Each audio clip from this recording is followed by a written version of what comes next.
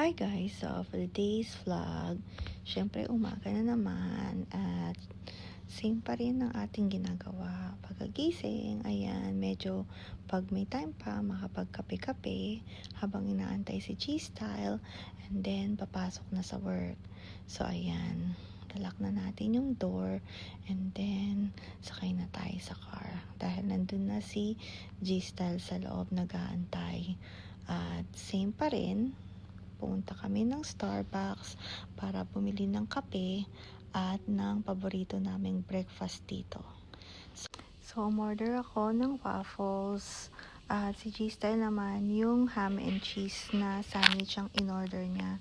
So, ayan, hindi ko na maantay kaya kumain na ako habang mainit pa yung waffles on the way sa work. So, ayan, kain tayo guys. At may nagbigay sa atin ng brownies from Pilipinas. At natapos na naman ang ating 8 to 9 hours na work.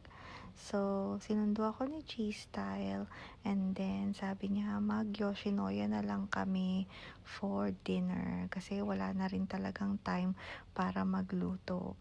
So, ayan. Kaya pag wala nang time, kumakain na lang kami somewhere na malapit sa bahay namin.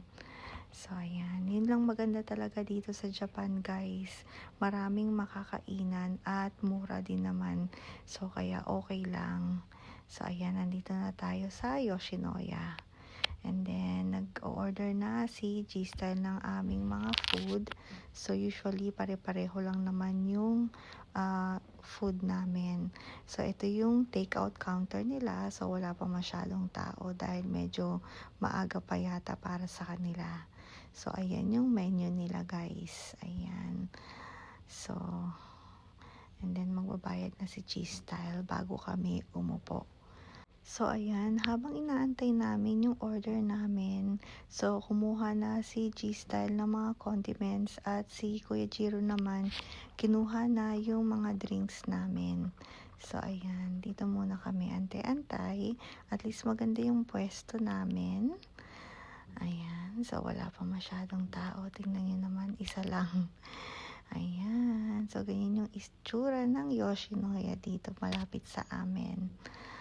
Ayan, finally, dumating na yung food namin. So, syempre, tigi-isang set meal kami. Ayan, at yung ginger na lagi naming kinukuha dahil nga gustong-gusto namin ito at para hindi nakakasuya yung food. Ayan, si Kuya Jiro, kinuha na yung mga order namin.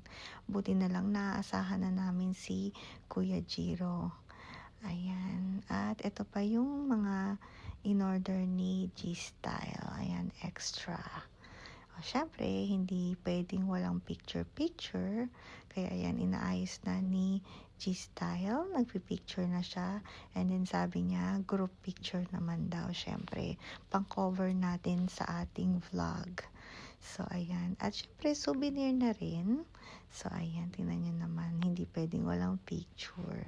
So, tara na guys. Kain na tayo. Gutom na. Ayan. So, meron ding kasamang soup yan dun sa meal. Ayan. Oh. So, sabi ko kay Kuya Jiro, kain na siya. Usog lang siya ng konti. Dahil ayaw nga rin niya talagang magpa-video.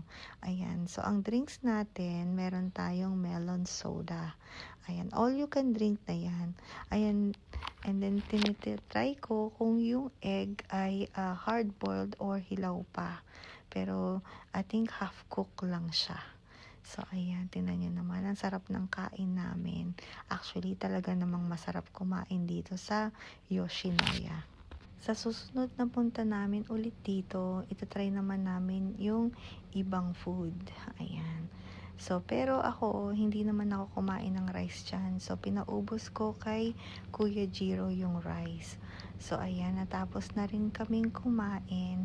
And then, uuwi na rin kami. So, ayan. Nandito na sila, G-Style at si Kuya Jiro. Dahil inantay na lang nila ako sa car nung nagbabayad ako. So, ayan, tingnan nyo naman. Mukhang busog na kami. So, ayan yung harap ng Yoshinoya dito, guys. So, ayan. O, diba, napakalaki din pala nito. Tignan sa labas. Ayan. So, uwi na tayo. Dahil nga tingnan nyo naman, halos sarado na yung mga ibang establishment dito. Ayan, may isa pang restaurant na malapit dito sa amin. Parang Dennis din siya, guys. Ayan. I think na-vlog ko na yan before. So, ayan. Tara, uwi na tayo, guys. Dahil pagod na rin kami. Alright, guys. Thank you, guys, for watching. Bye, guys.